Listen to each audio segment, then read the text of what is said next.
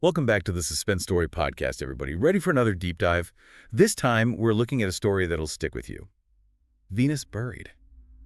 It's, Yeah, just the title grabs you, doesn't it? And listeners, just a heads up, this one deals with some heavy stuff, like violence, disturbing things. definitely not for the faint of heart. Yeah. But it's powerful. It really makes you think about grief and guilt. Complex emotions. So if you're ready, let's dive in. We start with Bette, our main character, on a very unusual road trip. It hooks you right away. Imagine this, a young woman, driving, middle of the night, her passenger, well, it's her best friend, Adeline, who's dead. And the author doesn't hold back, describing Adeline. Skin like a rain-licked plastic bag, and that stink of musk and sulfur, vivid, and so unsettling, like you can almost smell it. Bold choice, using those images, but wow, effective. Makes you confront death, head on, something we usually avoid, don't we? It's written in second person, too. The author uses you, puts you right in Bette's place. Clever. It's not just Bette going through this. It's you, driving with a corpse. Unsettling. Makes you feel almost complicit, like you're part of it. Yeah, it's brilliant. It makes you uncomfortable. Guilty, even. Uh-huh. And that sets the tone. We learn Adeline's death was ruled suffocation after a fire. But it's hinted some boys might be involved. Right, and that's key, that ambiguity. Was it an accident? Something worse. The story doesn't say. And that feeds Bette's guilt. Like she's always wondering if she could have stopped it. And that guilt, it comes out in strange ways. I mean, digging up your best friend, bringing her home. Not exactly typical grieving. Makes you think about control, doesn't it? Adeline's death. Sudden, chaotic. Bette had no power. So she takes these extreme actions, trying to get some control back, over a situation that's completely out of control.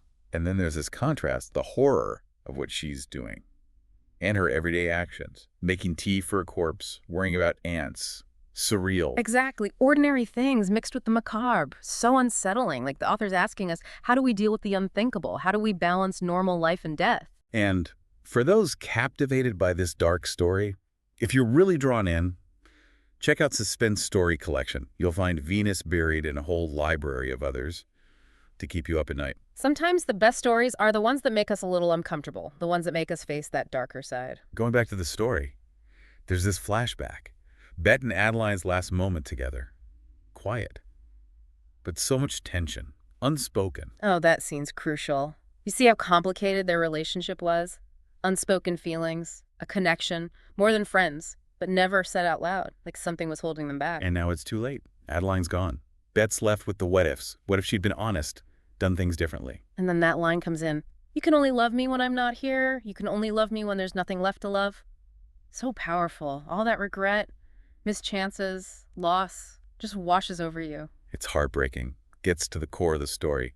Unspoken emotions. The weight of them. How complicated grief can be.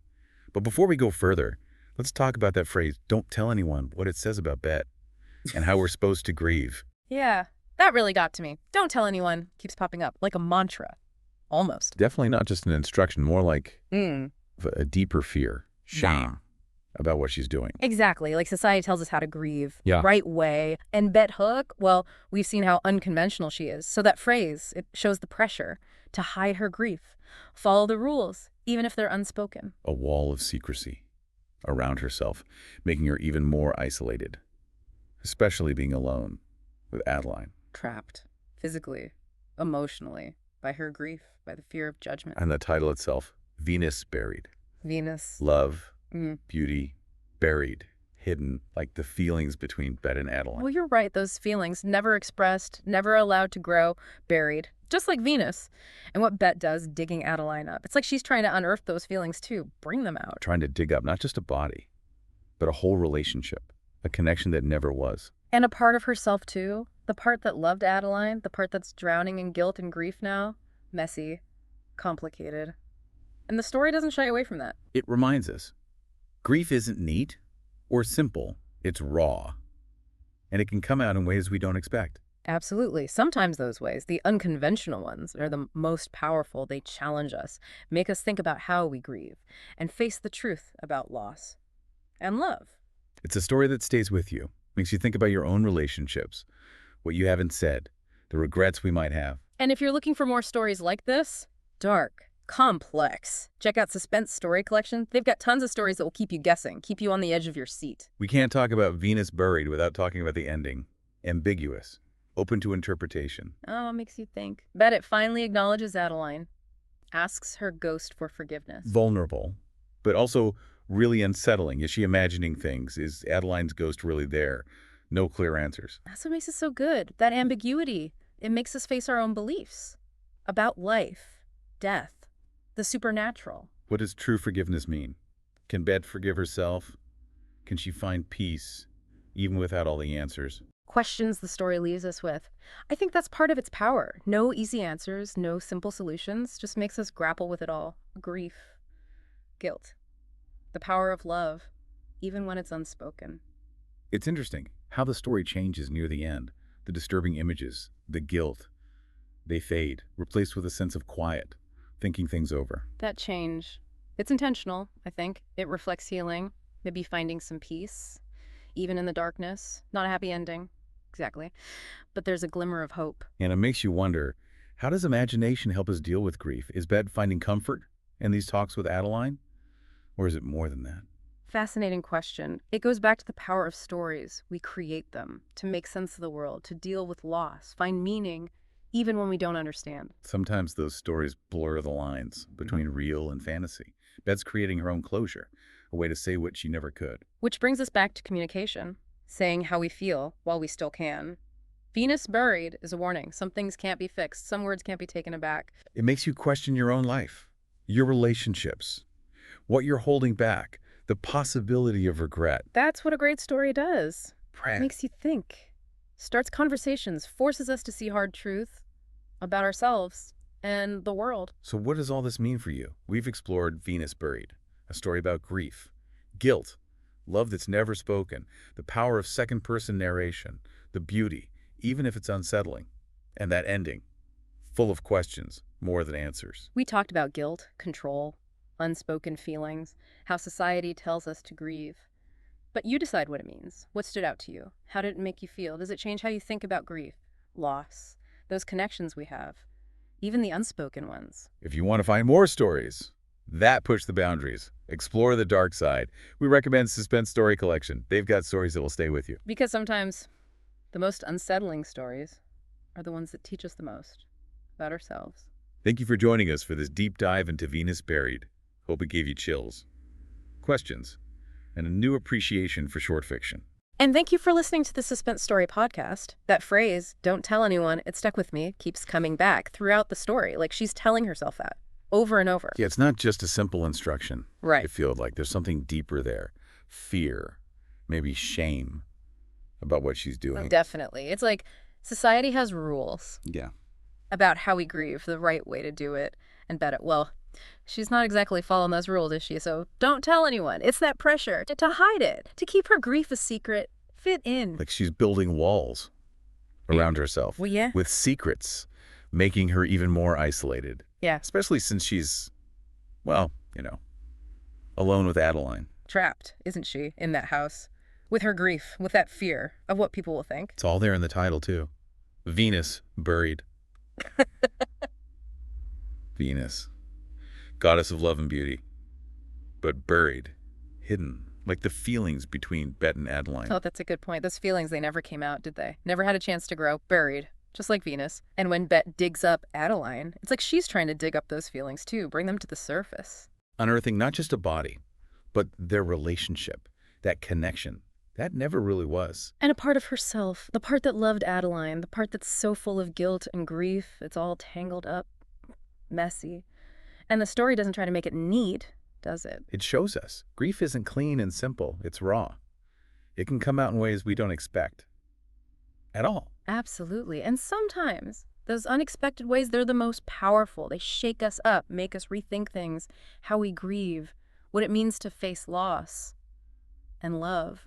This story, it sticks with you, doesn't it? Makes you think about your own relationships, the things we don't say, the regrets we carry. And if you want more stories like this, dark and thought-provoking, be sure to check out Suspense Story Collection. They've got a great selection. Stories that'll really get under your skin, keep you thinking. We have to talk about the ending, though.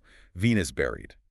It's ambiguous, open to interpretation. It really gets you thinking. We see Bette finally acknowledging Adeline, begging her forgiveness. But Adeline's a ghost now. Vulnerable, but also so creepy. Yeah. Is she hallucinating? Or is Adeline's ghost really there? The story leaves it open. That's what makes the ending so powerful. Makes you question things. What do you believe? About life after death, about ghosts, about the things we can't explain. Makes you think about forgiveness, too. Can Bette really forgive herself? Can she find peace, even without all the answers? Big questions, the kind that stay with you. I think that's what makes the story so good. It doesn't give us easy answers, tidy endings. It just makes us wrestle with it all. Grief, guilt, that lasting power of love, even when it's never spoken. It's interesting how the story shifts. Near the end, all those disturbing images, the guilt, they fade away. It gets quiet, reflective. I think that's intentional, a reflection of healing, maybe. Finding some kind of resolution, even in all that darkness, not exactly a happy ending. But there's a hint of hope, isn't there? Makes you wonder about imagination and grief. Is Bette finding comfort, talking to Adeline, even if it's just in her head, or is it something more? That's a great question. It gets at the heart of storytelling. Why we tell stories, to make sense of things, cope with loss, to find meaning, even in the face of the unknown. Those stories, sometimes they blur the lines, don't they? Between what's real and what we imagine. It's like Bette's finding her own way to say goodbye, to say the things she never got to say. And that brings us back to communication, doesn't it? Saying what we need to say. Well, we still can. Venus buried. It's a warning. Some things you can't take back. Some words you can't unsay. Makes you look at your own life, your relationships. What are you holding back? What regrets might you have someday if it's too late? That's the power of a great story. Right. It makes you think. It starts conversations, makes us look at hard truths about ourselves and the world around us. So, what does this all mean for you? We've been talking about Venus Buried, a story about grief, guilt, love that goes unspoken, about how the author pulls you in with that second-person narration, the vivid images, and that ending. So many questions, not a lot of answers. We've talked about guilt and control, about feelings that stay hidden, about how we're supposed to grieve. But ultimately, it's up to you. What did you take away from it? How did it make you feel? Did it change how you think about grief, loss, those connections we have, even the ones we never put into words?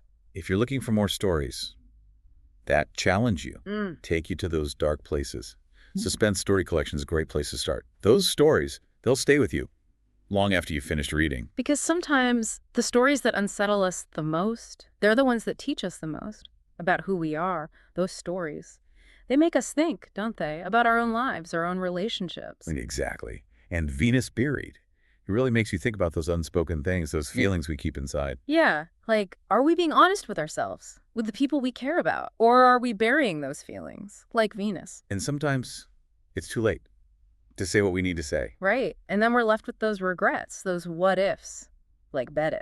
It's a powerful reminder to be open, to communicate, to take those chances. Before it's too late. Venus Buried.